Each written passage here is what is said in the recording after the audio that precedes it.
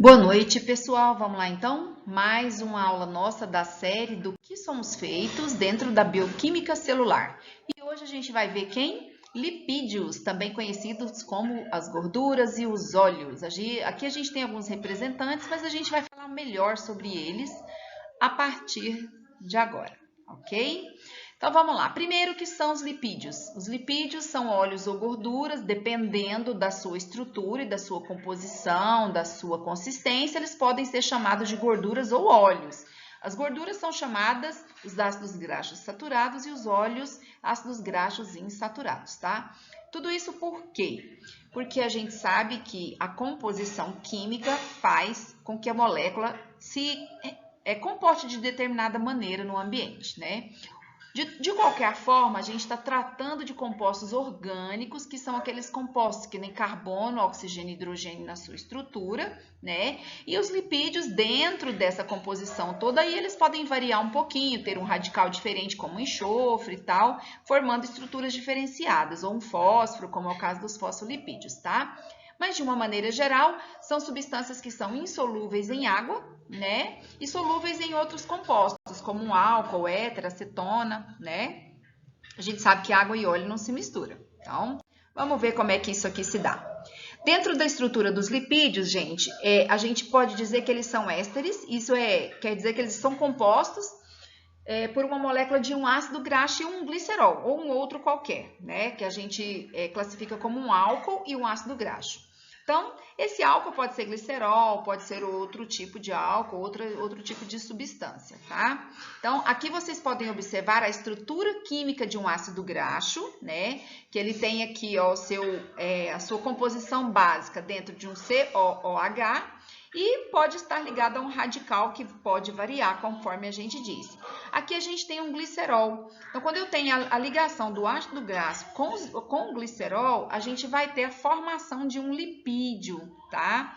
E, normalmente, quando ocorre essa ligação tripla aqui, a gente vai ter a liberação de moléculas de água, tá? Por isso que vocês estão vendo esse mais 3H2O aqui, porque durante a ligação de ácido graxo com glicerol, houve a liberação dessas moléculas de água aí, ok? Bom, essa é uma classificação básica dos lipídios. É claro que se a gente for aprofundar, a gente vai observar que existem umas subcategorias aqui, mas a gente vai se ater basicamente a essas aqui. Dentro dos lipídios, a gente vai ver quem são os glicerídeos, quem são as ceras, quem são os fosfolipídios e quem são os esteroides, tá bom? A sua localização, a sua função, a sua estrutura, tá? É o que a gente vai... Então, a gente vai falar um pouquinho, né, dos carotenoides. O que é um lipídio, professora, tipo carotenoide? São todos os pigmentos de coloração amarelada que a gente encontra em verduras, frutas, tudo que tiver coloração amarelada, manga, cenoura, mamão. Na verdade, a gente não consome direto a vitamina A, a gente consome o precursor da vitamina A, que são os conhecidos carotenoides, certo? A gente tem também aqui um grupo de lipídios especiais que são as ceras ou cerídeos. O que são esses cerídeos? Eles servem para impermeabilizar, ou seja, proteger contra desidratação, certo?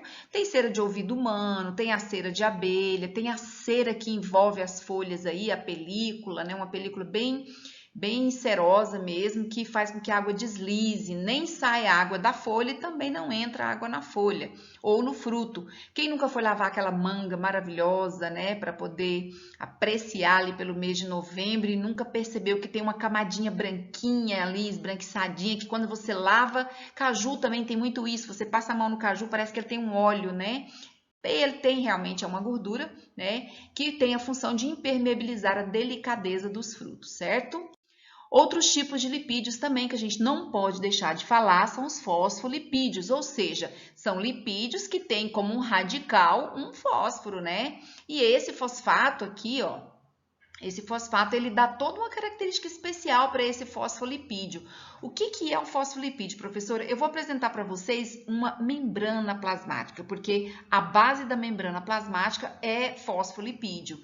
Então, a gente vai aqui falar da relação de amor e ódio que tem entre a cabeça desse fosfolipídio por conta do fosfato presente, que tem uma atração maior pela água. Então, se eu disse antes que água e óleo não se misturam, eu vou aqui, não vou rever, porque continuam sem misturar, mas quando se trata de fosfolipídio, eles têm uma relação mais amena, né, com a água. Então, quem é o fosfolipídio e como ele atua? É o que a gente vai ver aqui agora, certo? Bom, quando eu falo de fosfolipídio, eu tenho que falar da membrana plasmática. A composição básica, né, da membrana plasmática são essas gorduras aí. Mas não só eles, a gente tem glicoproteína, a gente tem colesterol também. Agora, não é muito comum as membranas plasmáticas terem colesterol em abundância, tá? Porque o colesterol, ele é uma gordura, digamos assim, de uma resistência maior à reação com a água. Então, quando eu preciso de uma membrana mais enrijecida, mais endurecida, menos seletiva, ou seja, que tem um transporte menor pela membrana, ela vai ter mais colesterol na composição dela. Mas o normal mesmo é que tenha apenas fosfolipídios, né, como predominante aí, né? Não apenas, porque a gente viu que tem outros compostos aí. Ampliando esse desenho, o que eu observo? Que essa bicamada lipídica se organiza dessa maneira, onde a cabeça fica virada para a água e a cauda fica virada para dentro da membrana plasmática aqui, porque ela tem fobia de água. Então, a cabeça é hidrofílica e a cauda é hidrofóbica, certo? É a relação de amor e ódio que nós falamos. Temos também os glicerídeos. Quando eu falo de glicerídeo, eu não posso deixar de falar dessa big estrutura aqui, ó, que são os triglicérides. Por que tri? Porque eu tenho 3 ligações de glicerídeos, né? Então, é um triglicerídeo. O que vem a ser essa composição de triglicerídeo? Gente, eu vou ter as mesmas ligações ésteres entre o ácido graxo e o álcool. Então, eu vou ter 3 álcool ligado a 3 ácidos graxos por 3 pontes ésteres. Eu vou ter o que a gente chama de triglicerídeo, que é aquilo que fala, o triglicerol tá alto, o triglicerídeo tá assim. Então, tem que ter uma vigilância maior na alimentação. Sempre que você come muita gordura saturada, há uma tendência maior dessa gordura acumular no seu organismo. A gordura insaturada nem tanto, mas também tem que ter uma fiscalização em cima disso. O bom mesmo é que a gente consuma abacate, amendoim, amêndoas, né? Frutos, raízes, sementes que tenham gordura boa, que tem uma tendência menor a se depositar no organismo, certo? E por que esse depósito de gordura, professor, é a maior fonte de energia? Lembra quando a gente falou do carboidrato? Que quando eu como muito açúcar, ele deposita em forma de glicogênio. Quando o meu depósito está cheio, que a minha reserva de glicogênio já está cheia, isso vira o quê? Gordura. Isso vira glicerídeo no meu organismo, basicamente triglicerídeo, e olha o tanto de hidrogênio que essa molécula tem.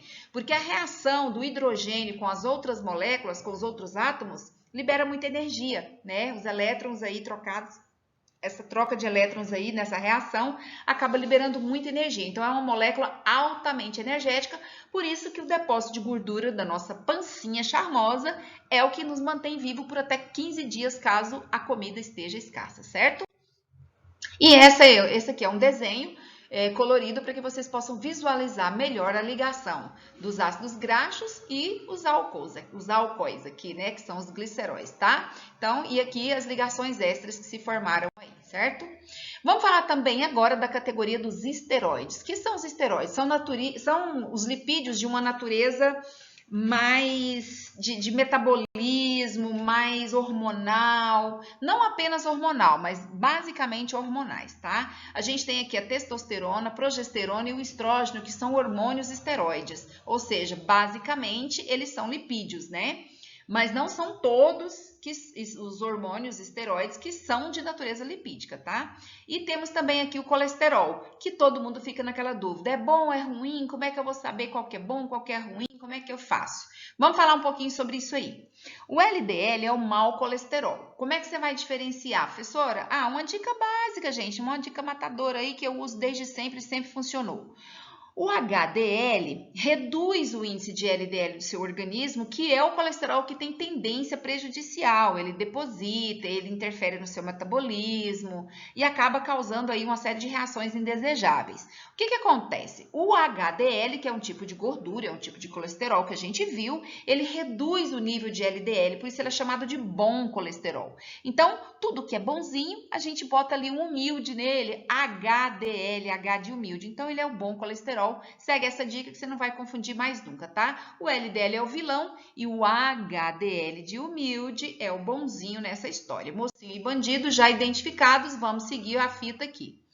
Bom, o que é o colesterol bom e o mal? A gente pode entender que o bom colesterol ativa o seu metabolismo, libera o excesso de mau colesterol do seu organismo e desempenha outras funções, como, por exemplo, formar ali a nossa membrana plasmática da nossa célula, certo?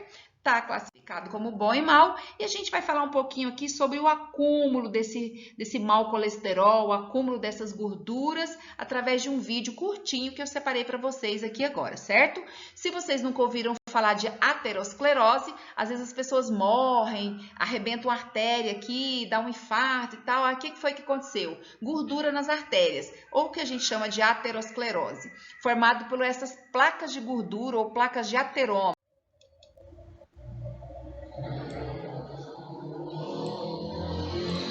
Aterosclerose, doença do coração. Objetivo: nós estudaremos o processo de entupimento da artéria e a eventual formação de trombos. O coração humano possui uma importante artéria coronária. Uma visão ampliada da coronária mostra 3 camadas básicas: túnica externa, túnica média e túnica interna. Esta camada mais interna é composta de células escamosas. Quando o sangue transporta um nível mais elevado de colesterol ou moléculas de gordura por um longo período, essas moléculas de colesterol tendem a se instalar na superfície da artéria. Aqui elas são absorvidas pelas células epiteliais e formam uma camada entre a túnica interna e a túnica média. Essa camada é chamada de placa. À medida que a placa cresce, espalha-se ao longo das paredes da artéria, formando um inchaço que se projeta para o lúmen, resultando em redução do fluxo sanguíneo.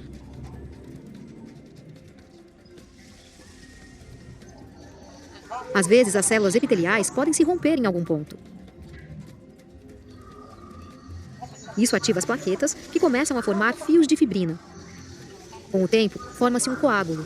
Este coágulo obstrui o fluxo sanguíneo pela artéria. Isso é chamado de aterosclerose.